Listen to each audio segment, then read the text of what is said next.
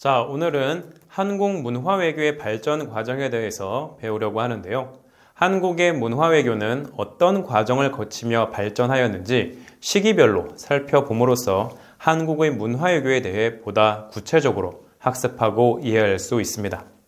구체적인 학습 목표를 보게 되면 첫 번째로는 정부 수립 이후 1980년대까지 한국 문화외교의 발전 과정을 설명할 수 있습니다. 그리고 두 번째로는 이 시기별로 한국 문화외교의 특징이 무엇인지 구분할 수 있습니다. 그리고 세 번째로 문화외교가 한국의 외교에서 왜 중요한지도 설명할 수 있습니다. 자, 오늘은 이처럼 한국의 문화외교가 어떤 과정을 거치며 발전하였는지에 대해 구체적으로 이야기해 보고자 하는데요. 여러분들께서도 잘 아시는 것처럼 한국은 고대 국가, 고조선을 시작으로 지금까지 수천 년의 역사를 지켜오고 있습니다. 역사가 긴 만큼 한국은 매우 다양한 전통 문화를 보유하고 있는데요. 여러분들께서도 잘 아시는 바와 같이 고조선을 제외하고라도 고대 국가인 고구려, 백제, 신라, 그리고 가야를 비롯해 발해와 통일신라, 고려, 조선 등 많은 왕조들이 탄생하였고 또 사라졌습니다. 그리고 이러한 과정을 통해 한국은 유형 그리고 무형의 풍부한 문화유산을 보유할 수 있게 되었습니다. 몇 가지 예를 들어볼까요? 가장 대표적인 문화유산은 바로 조선의 4대 왕이었던 세종대왕이 집현전 학사들과 함께 만든 한글입니다. 한글은 가장 체계적이고 과학적인 문자로 전 세계 학자들로부터 평가받고 있는데요. 전 세계 어디에도 한글처럼 과학적인 문자는 없다고 합니다. 한글은 또한 세계 문자 가운데 유일하게 문자를 만든 사람과 반포일을 알고 또 문자를 만든 원리가 분명하게 기록되어 있는 문자입니다. 그만큼 뛰어난 문자인데요. 세종대왕은 1446년 한글을 반포함으로써 한국만의 고유한 문자인 한글이 탄생할 수 있었습니다. 그리고 우리는 500년이 넘는 시간 동안 한글을 사용하며 우리의 삶을 기록하고 또 전할 수 있게 되었지요. 이처럼 한글은 한국을 대표하는 전통 문화 중 하나로서 전 세계인들로부터 많은 관심을 받고 있기도 합니다. 실제로 전 세계의 많은 사람들이 한글과 한국어를 배우기 위해 한국에 오고 있고요. 한글을 가지고 디자인한 예술작품과 상품들이 또 많은 사랑을 받고 있습니다. 2009년에는 인도네시아의 소수민족 중 하나인 찌아찌아족이 부족의 문자로 한글을 선택하기도 하였습니다. 이 찌아찌아족의 경우 부족의 말은 있었지만 문자가 없었기 때문에 이 말을 기록하지 못하고 있는 상황이었는데요. 로마자를 사용하여 어느 정도 기록할 수는 있었지만 부족의 발음을 그대로 옮기기에는 역부족이었다고 합니다. 이 한글은 말소리를 그대로 문자로 옮길 수 있기 때문에 부족의 문자로 선택될 수 있었습니다. 최근에는 한국의 영화나 드라마, K-팝이 큰 관심을 받으면서 한국어와 한글을 배우려는 외국인들이 더욱 늘어나고 있는 추세입니다. 한국의 전통 무예인 태권도 또한 한글과 함께 한국의 대표적인 전통 문화의 하나라고 할 수 있습니다.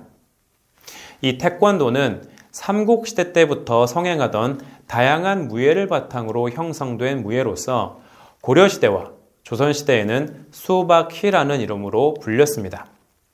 하지만 일제강점기를 거치면서 위기를 맞기도 했는데요. 이 일제가 민족 말살의 일환으로 태권도라는 명칭을 사용하지 못하도록 함으로써 태권도를 없애고자 했기 때문입니다. 그럼에도 불구하고 해방 이후 전통무예로서 태권도의 발전을 위해 많은 사람들이 노력을 기울였고 그 결과 태권도는 1994년 국제올림픽위원회 총회의 결정으로 2000년 제27회 호주 시드니 올림픽의 정식 종목으로 채택되었습니다.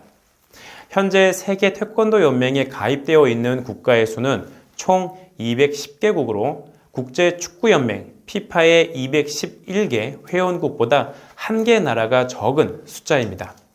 전통 문화로서 한류의 대표 주자라고 할 수 있겠죠. 자, 한국의 전통 음식인 한식도 한국 문화외교의 중요한 수단이 되고 있습니다.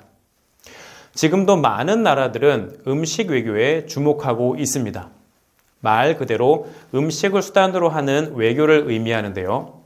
음식 외교란 각 나라의 전통 음식을 외교에 이용하여 국가 이미지를 높이는 외교적 활동입니다. 한국을 비롯해 프랑스나 독일, 일본, 이러한 선진국들은 전통 음식이 풍부한 나라들이고요. 이 나라들은 이 음식 외교를 통해 세계의 문을 두드리고 있습니다. 예를 들면 한국의 김치와 일본의 스시, 프랑스의 와인, 독일의 맥주 등이 있습니다. 음식의 힘은 무궁무진하다고 할 수 있는데요.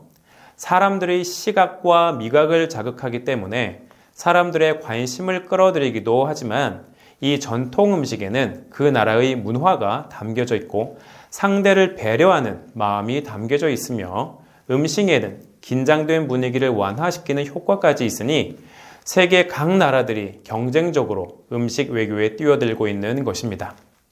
특히 이 음식은 그 나라의 문화를 보여주는 지표와도 같은데요. 음식 안에는 그 나라의 기후와 지형이 들어가 있고 또 그 나라의 국민적 성향까지도 담겨 있다고 볼 수 있습니다. 또한 각 나라를 대표하는 음식이 너무나 다양하기 때문에 음식은 특정 국가를 연상시키기도 합니다. 이처럼 음식 외교가 전 세계적인 관심을 끌게 된 것은 음식 외교의 다양한 매력 때문인데요.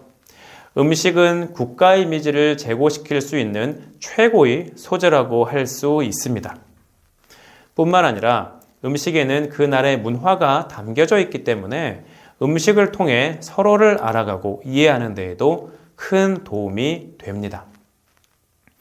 사실 이 음식 외교가 주목받게 된 것은 프랑스가 와인 외교를 펼치기 시작하면서인데요.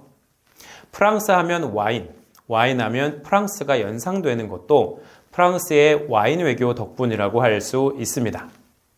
그렇다면 한국에는 어떤 전통 음식이 있을까요?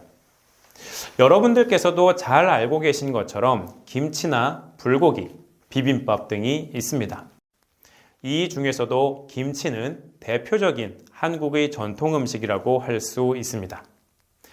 외국인의 입맛에 김치는 맵고 짠 음식이지만 그럼에도 김치하면 한국을 떠올리고 한국의 대표적인 음식을 꼽으라면 김치를 이야기합니다.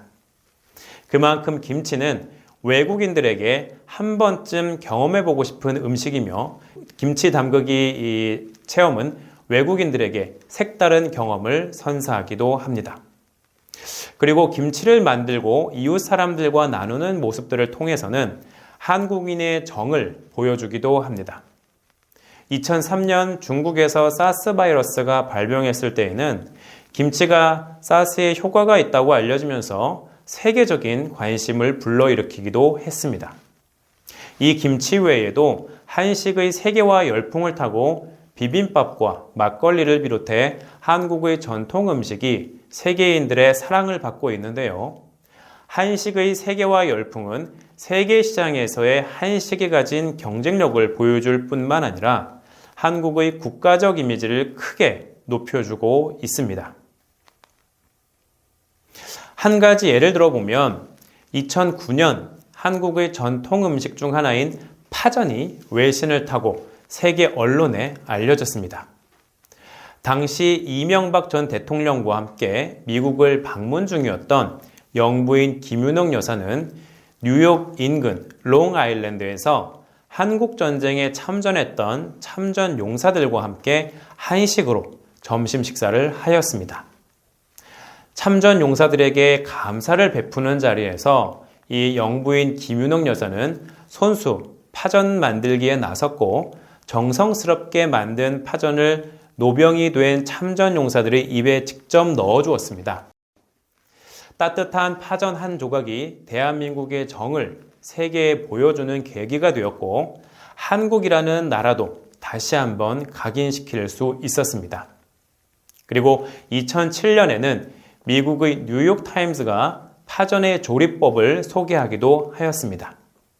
이처럼 수천 년 역사 속에서 이어지고 있는 풍부한 한국의 전통 문화는 한국이 문화 강국으로 성장할 수 있는 기반을 마련해주고 있는 것이죠.